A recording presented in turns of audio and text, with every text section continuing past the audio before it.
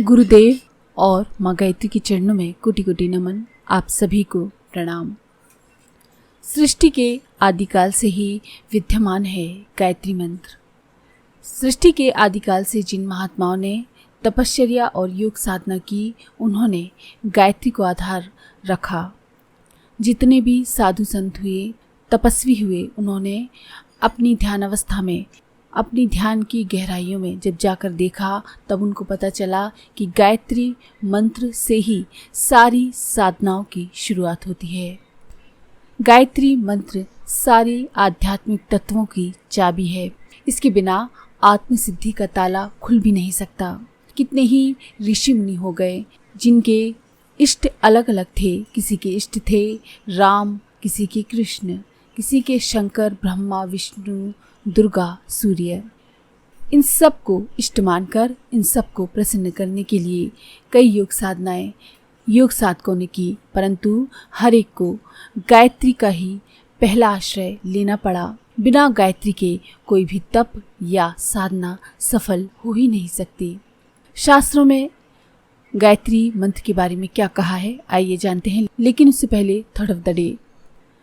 झूठे, चालाक, बेईमान, धूर्त और ढोंगी, आलसी और कायर लोग चाहे कितने ही साधन संपन्न क्यों ना हो जाएं, उनका तथा उनके समूह का स्तर सदा गिरा हुआ ही रहता है।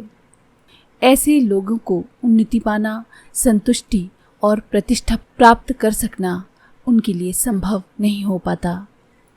गायत्री मंत्र के बारे में शास्त्रों में कहा गया है, अस्य कस्यापि मंत्रस्य पुरुष शरण मारभेत व्याहति तत्र संयुक्ता गायत्री चायुतम जपेत।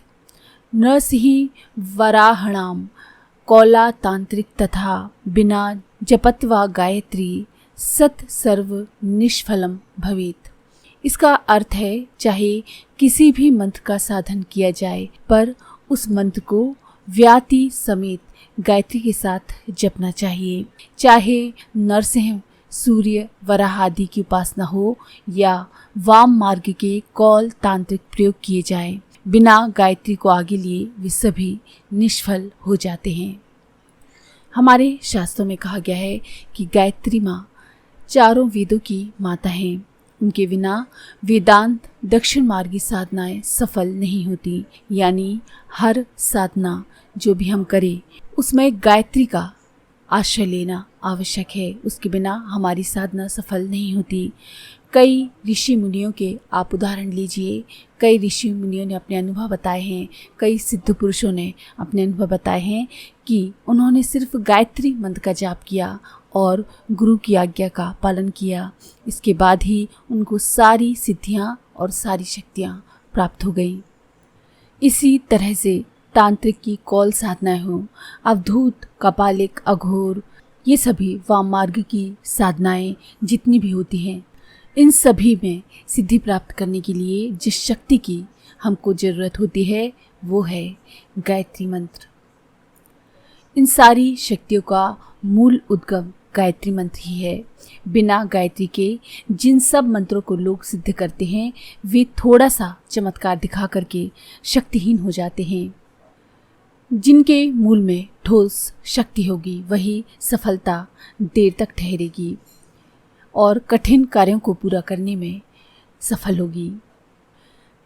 जिस तरह से हम जब घर बनाते हैं, तब उसकी नींव को यदि मजबूत बनाएं, तो घर भी हमारा मजबूत रहेगा, आगे तक लंबे समय तक खड़ा रहेगा। और यदि नींव ही कमज़ोर है हमारे घर की, तो हमारे घर में जरा सा भूकंप का एक झटका भी अगर आ गया, तो हमारा घर खतरे में पड़ जाएगा।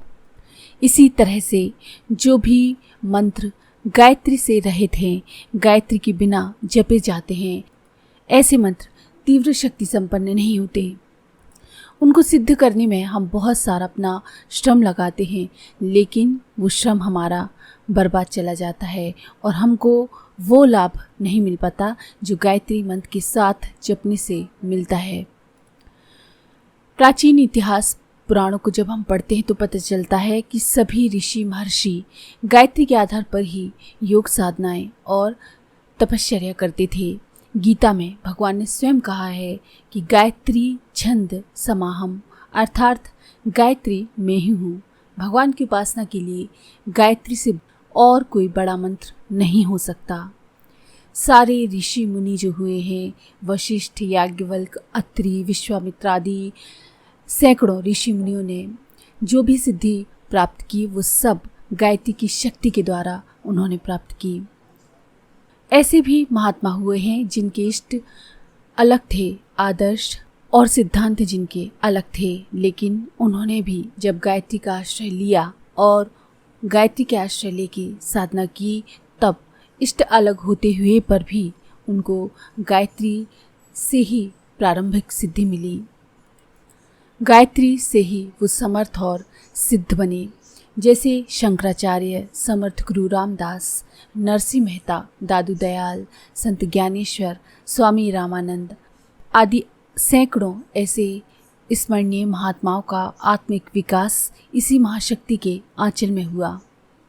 यानी कहने का तात्पर्य ये है कि ऐसा कोई मार्ग नहीं जो गायत्री से अधिक सीधा, सरल, स्वल्प श्रम साध्य और निश्चित सफलता प्रदान करने वाला हो। गायत्री की नाव पर सवार होकर ही भव सागर को तराशा जा सकता है। ग्रही और विरागी दोनों पर ही गायत्री रूपी कामधेनु समान स्नेह से अपना पान कराती हैं। दोनों ही उसकी कृपा से सिद्धियों को प्राप्त करते हैं। गायत्री साधना की एक विशेषता ये है कि वो जिस प्रकार से वन पर्वतों में रहने वाले महात्माओं के द्वारा साधित होने पर जैसी सिद्धियां हमको देती है, वैसे ही सत्परिणाम गृहस्थों को भी उपलब्ध कराती हैं। गायत्री मंत्र का सबसे बड़ा परिणाम ये है कि हमारी सात्विकता बहुत बढ़ जाती है।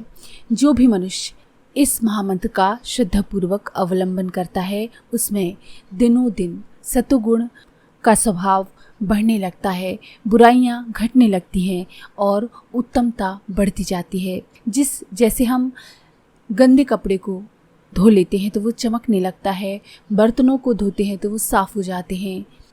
अंगार के ऊपर की यदि राख हटा दें तो वो फिर से जलने लगता है। उसी तरीके से गायत्री मंत्र के द्वारा परिमार्जित हुआ आत्मा अपनी दैवी विशेषताओं से सुसंपन्न दृष्टिगोचर होने लगता है। यानी उसमें दैवी विशेषताएं विशेष रूप से दिखने लगती हैं, चाहे वो गृहस्थ हो या वैरागी। गायत्री माता का दूध पीने पर सभी का आत्मिक शरीर परिपुष्ट जरूर होता है। तो सारे शास्त्रों का अध्ययन करने के बाद पूज्य गुरुदेव ने इसलिए कहा है कि गायत्री के बिना सारी साधनाएं अधूरी हैं, सारे मंत्र अधूरे हैं। तो अगर आपको ये जानकारी पसंद आई हो तो प्लीज़ लाइक करें, शेयर करें, सब्सक्राइब करें और बेल के आइकन पर क्लिक करके ऑल पर क्लिक करना ना